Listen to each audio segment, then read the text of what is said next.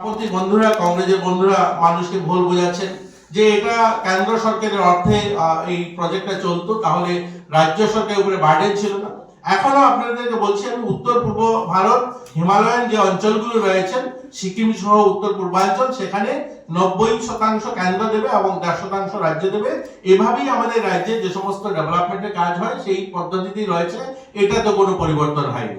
উন্নত যে রাজ্যগুলো দেখুন, আগে কিছু মনরেগাতে গুজরাটের মতো রাজ্য যেখানে আর্থিকভাবে সচ্ছল রাজ্য, বা মহারাষ্ট্রের মতো যেখানে বাণিজ্যিক রাজ্য, যেখানে কল কারখানা ফ্যাক্টরি রয়েছে, উন্নত রাজ্য, তাদেরকে অর্থ বরাদ্দ যে ক্যাটাগরিতে করা হতো, যে রেশিওতে করা হতো, ঠিক সেই রেশিওতে আমাদেরকেও করা হতো।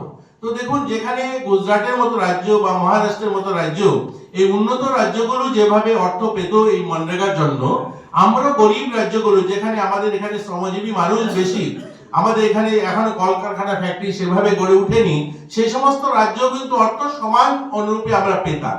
এই বর্তমান নিয়ম আসার পরে কি হবে, আমাদের মতো ছোট রাজ্যগুলো, উত্তর পূর্বাঞ্চলে যে রাজ্যগুলো ছোট রাজ্য বা অনুন্নত, এখনো সেভাবে বিকশিত হতে পারেনি যে রাজ্যগুলো, সেখানের জন্য অর্থ 90% কেন্দ্র দেবে, 10% রাজ্য দেবে। কিন্তু বাকি রাজ্যগুলোতে কি হবে, কেন্দ্র সরকার 60% দেবে, রাজ্য 40% বহন করবে। তাতে কি হবে, গরিব রাজ্যগুলো সাপোর্ট বেশি পাবে, কেন্দ্রের যে অর্থ সেটা আমাদের শেয়ারটা বেশি আসবে। এটা একটা ভালো দিক রয়েছে। আমাদের কমিউনিস্ট বন্ধুরা অনেক সময় বলেন যে ডবল ইঞ্জিনের সরকার, ওনারা যখন ক্ষমতায় ছিলেন 2018 সালের আগে, ওনারা নাকি রেগাতে প্রচুর অর্থ ওনারা এনেছেন এবং কাজ শ্রমিকদের হাতে হাতে ছিল, এখন বর্তমান সময় নেই। আমি আপনাদের সামনে একটা ডাটা তুলে ধরতে চাই। আসলে আজকের প্রেস কনফারেন্সের মূল উদ্দেশ্য হচ্ছে আপনাদের মাধ্যমে আমাদের গরিব মানুষ যারা, শ্রমিক মানুষ যারা কাজ করেন এই মনরেগা, তাদের কাছে যেন মেসেজটা পৌঁছায়, তাদেরকে যেন বিভ্রান্ত না করতে পারে। কারণ আমরা দেখলাম যে এই কমিউনিস্ট নেতারা প্রতিনিয়ত তারা একটাই লক্ষ্য, যে কি করে ভুল বোঝানো যায়, মানুষকে মিথ্যা বলা যায়। দেখুন, আমি একটা ডাটা হাতে নিয়ে বসছি, আমি আপনাকে বলি 2011 সাল, আমি এই কটা দিন 2011 সাল থেকে বলছি, 2011 সালে ত্রিপুরার জন্য মনরেগার বাজেট ছিল 625 কোটি টাকা, এবং সেটা পরবর্তীতে 2017-18 সাল, আমি আর বাকি বলছি না, 2017-18 সালে যখন কমিউনিস্টরা এখান থেকে বিদায় নেয়, তখন এটার বাজেট ছিল 471 কোটি টাকা ওই বছর, অর্থাৎ তারা 2018 যখন যায়। বর্তমান সময় 24-25 অর্থ বছর শেষ হয়েছে, আপনারা 25-26 শুরু হয়েছে। এই 24-25 অর্থ বছরে 1107 কোটি টাকা কেন্দ্র সরকার দিয়েছে রেখার জন্য।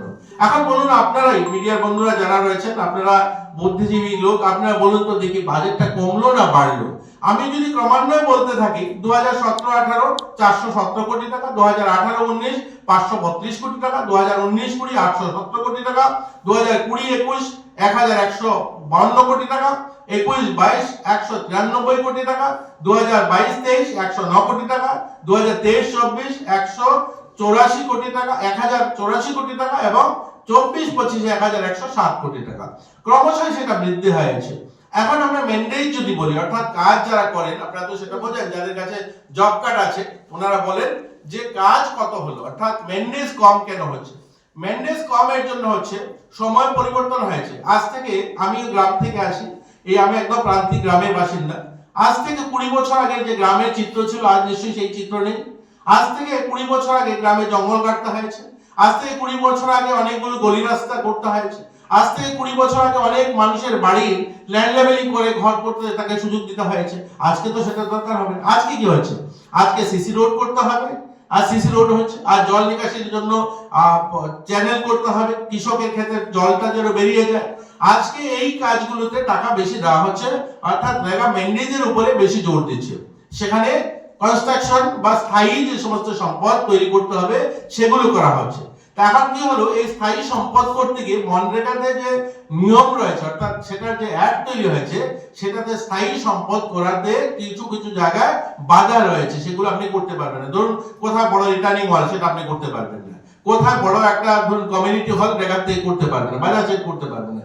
এর জন্য এটা পরিবর্তন করে বর্তমান যে জি রামজি কানুন আসবে, সেটাতে এগুলো করার জন্য প্রভিশন থাকবে, অর্থাৎ উন্নত গ্রাম তৈরি করতে, বিকশিত ভারত নির্মাণ করতে, বিকশিত গ্রাম তৈরি করতে সেখানে সুযোগ হবে আমাদের।